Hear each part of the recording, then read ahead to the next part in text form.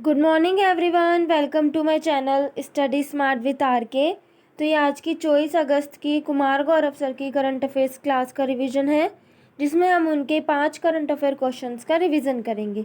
आपको क्लास पसंद आए तो प्लीज़ वीडियो को लाइक, शेयर और सब्सक्राइब ज़रूर कीजिएगा। और इसकी PDF जो है आपको मेरे टेलीग्राम चैनल पर मिल जाएगी, जिसका लिंक डिस्क्रिप्शन में है। तो चलिए स्टार्ट करते हैं। क्लास स्टार्ट करने से पहले आप सभी को बहुत बहुत कॉन्ग्रेचुलेशंस कि कल हमारे लिए इतना जो प्राउड मोमेंट था चंद्रयान 3 की लैंडिंग का। तो आप सभी को मेरी तरफ से कॉन्ग्रेचुलेशंस। चलिए स्टार्ट करते हैं। फर्स्ट है कि हाल ही में चंद्रमा के दक्षिणी ध्रुव पर सफलतापूर्वक लैंड होने वाला दुनिया का पहला अभियान कौन सा है? चंद्रयान 3। तो 23 अगस्त 2023 को जो है 6:04 पर शाम को चंद्रयान 3 जो है उसने विक्रम लैंडर लैंड कर चुका है, और जो उसमें जो प्रज्ञान जो रोवर है वो भी बाहर आ चुका है। अब बात करते हैं इसरो की। तो इसरो की जो स्थापना है वो 15 अगस्त 1969 को होती है। इसका हेडक्वार्टर कहाँ है? बंगलुरु में है। पहले हेड इसके कौन थे? विक्रम साराभाई। वर्तमान में कौन है? एस सोमनाथ। और ये जो अपनी लॉन्चिंग है इसरो वो कहाँ से करता है? सतीश धवन केंद्र श्री हरिकोटा से। अब पहले चंद्रयान फर्स्ट के बारे में जान लेते हैं। ये कब लॉन्च हुआ था? 22 अक्टूबर 2008 को ये लॉन्च हुआ था। कौन से रॉकेट से? PSLV C11 से। ये जो है केवल ऑर्बिटर मिशन था। ऑर्बिटर मिशन का मतलब होता है कि चांद की ऑर्बिट्स में, चांद की जो कक्षा है उसमें घूमने वाला मिशन। ये इसने जो है हमारे जल की उपलब्धता के बारे में बताया था। चंद्रयान 2 की बात करें, ये जो है लॉन्च हुआ था 22 जुलाई 2019 को। कौन से रॉकेट से? GSLV Mk3M1 रॉकेट से। इसका जो वजन था वो कितना था? 3850 किलोग्राम। ये जो मिशन है वो ऑर्बिटर, लैंडर और रोवर तीनों ही था। लैंडर इसमें विक्रम था और रोवर प्रज्ञान। ठीक है, और इस प्रज्ञान का जो अर्थ क्या होता है? ज्ञान। चंद्रयान 2 जो है साउथ पोल पर लैंडिंग का इसने प्रयास किया था, लेकिन ये असफल रहा था। क्योंकि लैंडिंग से असफल क्यों रहा था? क्योंकि जो लैंडिंग से 2 किलोमीटर पहले जो है लैंडर की स्पीड जो बढ़ गई थी, जिससे क्रैश हो गया था। फिर चंद्रयान 3 की बात करते हैं। ये कब लॉन्च हुआ था? 14 जुलाई 2023 को 2:35 पर। और कौन से रॉकेट से लॉन्च किया गया था इसको? LVM-3 M4, जिसे बाहुबली भी कहते हैं। 23 अगस्त 2023 को जो है ये लैंड होता है। और इसका वजन कितना है? 3900 किलोग्राम इसका वजन है। इसमें जो है ऑर्बिटर नहीं भेजा गया, क्योंकि जो ऑर्बिटर है वो चंद्रयान जो सेकंड का जो पहले वाला ऑर्बिटर है वो इसमें यूज़ किया गया है। और लैंडर और रोवर कौन है? विक्रम और प्रज्ञान, ये जिसमें लैंडर और रोवर है। नेक्स्ट है कि चांद पर लैंडिंग करने वाला जो देश है वो भारत चौथा देश बना है। तो भारत से पहले कौन है? USA, रूस, चीन और फिर है भारत जो चौथा। लेकिन अगर चांद के साउथ पोल पर लैंडिंग करने वाला अगर अपन देखें तो भारत जो है चांद के जो साउथ पोल पर लैंडिंग करने वाला पहला देश बना है। अब बात ये कि साउथ पोल पर जो है लैंडिंग करना कठिन क्यों है? क्योंकि यहाँ पे एक तो सूर्य की किरणें नहीं होती हैं, दूसरी चीज़ तापमान जो है वो बहुत कम होता है, -200 डिग्री सेंटीग्रेड। और यहाँ पर क्या है? क्रेटर है, गड्ढे हैं, मतलब कि ज़मीन जो है वो समतल नहीं है, ऊंची नीची उबड़ खाबड़ ज़मीन है। ठीक है, गड्ढे बहुत ज़्यादा हैं। अब चंद्रयान 3 में भाग किस किसने लिया था? तो देखते हैं। सबसे पहले S200, ये 2 रॉकेट बूस्टर हैं जिसमें कि सॉलिड फ्यूल का यूज़ हुआ है। नेक्स्ट है कि L110, इसमें ये लिक्विड फ्यूल है, विकास इंजन इसको बोलते हैं, इसमें यूज़ किया गया है। फिर है कि C25, ये क्रायोजेनिक फ्यूल है, इसमें जो है लिक्विड हाइड्रोजन और लिक्विड ऑक्सीजन का यूज़ किया गया है, और लैंडर और रोवर का यूज़ किया गया है। तो सबसे पहले जो S200 है, ये इससे जो रॉकेट बूस्ट होता है उसके 2 मिनट बाद जो है L110 ये स्टार्ट होता है। फिर इसके 306 सेकंड के बाद जो है C25 ये जो स्टार्ट होता है। फिर 954 सेकंड के बाद जो है ये इसमें से अलग हो जाता है। फिर है कि लूनर ऑर्बिट इंसर्शन क्या होता है? लूनर ऑर्बिट इंसर्शन का मतलब होता है कि चांद की कक्षा में प्रवेश करना। जब चंद्रयान 3 है, जब 5 अगस्त को उसने चांद मतलब कि पृथ्वी की कक्षा से निकलकर चांद की कक्षा में जो है वो प्रवेश किया था, तो इसे बोलते हैं लूनर ऑर्बिट इंसर्शन। अब चंद्रयान थर्ड की जो है 100% सफलता क्यों तय थी? पहला पॉइंट कि सोलर पैनल की जो संख्या है उसमें बढ़ा दी गई थी। दूसरा, ईंधन अधिक फ्यूल बहुत ज़्यादा यूज़ किया था। थर्ड है स्पीड कंट्रोल की गई थी। और फोर्थ है कि मजबूत लैंडर का यूज़ हुआ था और जो लैंडिंग एरिया है उसको भी 40 गुना तक बढ़ा दिया गया था। अब लैंडिंग करने से पहले जो है लैंडिंग के 4 फेज थे। कौन कौन से? एक तो rough braking phase, altitude holding phase, fine braking phase और टर्मिनल डिसेंट। तो रफ ब्रेकिंग फेज में क्या था कि जब उस चंद्रयान थर्ड की जो दूरी है, मतलब कि हाइट जो मून से 30 किलोमीटर थी, तो उस समय इसकी स्पीड थी 1680 मीटर पर सेकंड। फिर फर्स्ट फेज के अंदर क्या होता है कि इसकी स्पीड जो है वो कम की गई थी।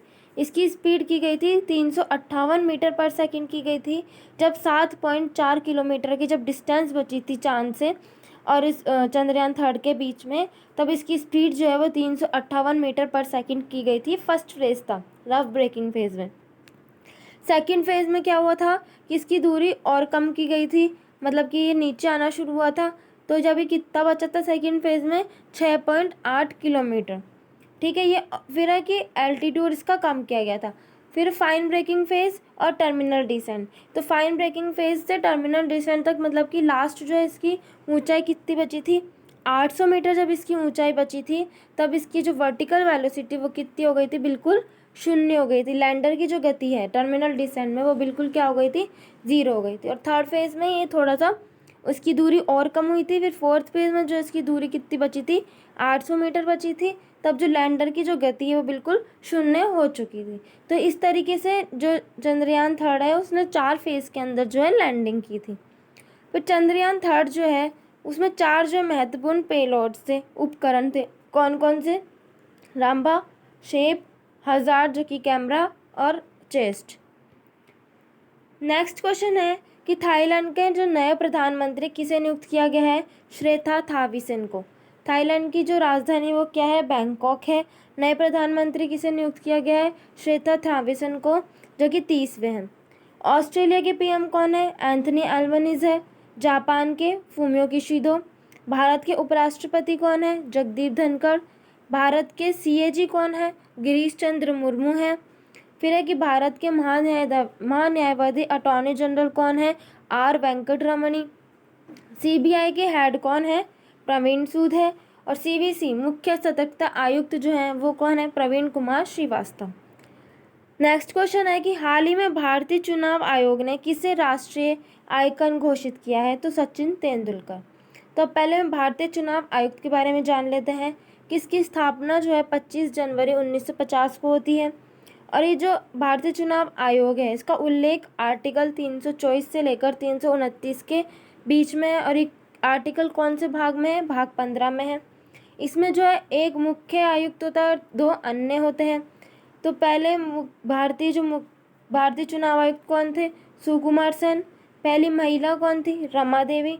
और वर्तमान में कौन है? राजीव कुमार। 2023 में जो है भारतीय चुनाव आयोग ने राष्ट्रीय आइकन किसे बनाया है? सचिन तेंदुलकर को। क्यों? क्योंकि 2024 में जो लोकसभा चुनावों में वोटिंग प्रतिशत को बढ़ाने के लिए। और 2022 में कौन थे राष्ट्रीय आइकन? पंकज त्रिपाठी। फिर है कि सेवलॉन के हैंड एम्बेसडर और महाराष्ट्र ने जो स्माइल एम्बेसडर किसे बनाया गया है? सचिन तेंदुलकर को। आईसीसी वर्ल्ड कप का ब्रांड एम्बेसडर किसे बनाया है? SRK शाहरुख खान को। और इसका शुभंकर क्या है आईसीसी वर्ल्ड कप का? क्रिप्टोवर्स। फिर है कि महिला बॉक्सिंग चैंपियनशिप के ब्रांड एम्बेसडर कौन है? मैरी कॉम है और फरहान अख्तर है। और इसमें जो है इस बॉक्सिंग चैंपियनशिप में भारत ने 4 गोल्ड जीते थे। किस किस ने? नीतू गंगास, स्वीटी बोरा, निकत जरीन, लवलीना बोरगोन। नेक्स्ट क्वेश्चन है कि हाल ही में घोषित धौलपुर करौली 54वां टाइगर रिजर्व का संबंध किस राज्य से है? तो राजस्थान से। या तो आप इसे भारत का 54वां टाइगर रिजर्व कह दें या राजस्थान का 5वां टाइगर रिजर्व कह दें। कौन सा है? धौलपुर करौली टाइगर रिजर्व जो कि राजस्थान का है। 53वां कौन सा है? रानीपुर यूपी के अंदर है। और ये जो 5वां है ये जो अभी बना है धौलपुर करौली जो टाइगर रिजर्व 5वां है, उससे पहले 4 कौन कौन से हैं? सरिस्का, रणथंभौर, मुकुंदरा हिल्स, रामगढ़, विषधारी। ठीक है। फिर है कि प्रोजेक्ट टाइगर की जो शुरुआत है वो कब हुई थी? 1973 में हुई थी। सर्वाधिक अगर टाइगर की बात करें तो कौन से राज्य में है? मध्य प्रदेश में है। लेकिन अगर अपन टाइगर रिजर्व की बात करें कि सबसे ज़्यादा टाइगर कौन से टाइगर रिजर्व में है, तो कौन से में है? जिम कॉर्बेट टाइगर रिजर्व, जो कि उत्तराखंड में है। राजस्थान में कितने वर्तमान जिले हैं? वर्तमान में कितने जिले हैं? 50 जिले हैं और 10 संभाग हैं। फिर है कि प्रबंधन प्रभावशीलता मूल्यांकन में शीर्ष पर टाइगर रिजर्व कौन सा है? पेरियार टाइगर रिजर्व है केरल का, फर्स्ट पर ये है। और सेकंड पर कौन सा है? सतपुड़ा है मध्य प्रदेश का। इंटरनेशनल टाइगर डे कब मनाते हैं? 29 जुलाई को। शेर दिवस कब मनाते हैं? 10 अगस्त को। और हाथी दिवस 12 अगस्त को। प्रोजेक्ट एलिफेंट की शुरुआत 1992 में हुई थी। तो इसके जो 30 साल पूर्ण होने पर अभी गज उत्सव का आयोजन किया गया था असम में। नेक्स्ट क्वेश्चन है कि हाल ही में किसे राष्ट्रीय हरित न्यायाधिकरण के अध्यक्ष पद पर नियुक्त किया है? प्रकाश श्रीवास्तव को। अब एनजीटी की बात करते हैं, नेशनल ग्रीन ट्रिब्यूनल। इसे क्या बोलते हैं? राष्ट्रीय हरित न्यायाधिकरण, जिसकी स्थापना 2010 के अधिनियम से होती है। और होती कब है? 18/10/2010। ठीक है। इसका हेडक्वार्टर कहाँ है? दिल्ली में है। और इसके हेड कौन होते हैं? जो सेवानिवृत्त न्यायाधीश होते हैं, या तो सुप्रीम कोर्ट का हो या हाई कोर्ट का हो, कोई भी जो रिटायर्ड न्यायाधीश है वो इसका हेड होगा। तो इसे किसके अध्यक्ष पद पर किसे नियुक्त किया है अभी? प्रकाश श्रीवास्तव को। ठीक है। प्राधिकरण जो है, ट्राइब्यूनल, उसका उल्लेख जो है आर्टिकल 323A और 323B के अंदर है। भाग 14A है। और जो ये है संविधान संशोधन से जोड़ा गया था, कौन से? 42वां संविधान संशोधन 1976। फिर है कि NHRC की स्थापना कब होती है? 1993 के अधिनियम से। हेड कौन है इसके? जस्टिस अरुण कुमार। वित्त आयोग आर्टिकल 280 आता है। इसके हेड कौन है? 15वें वित्त आयोग के अध्यक्ष कौन है? NK सिंह।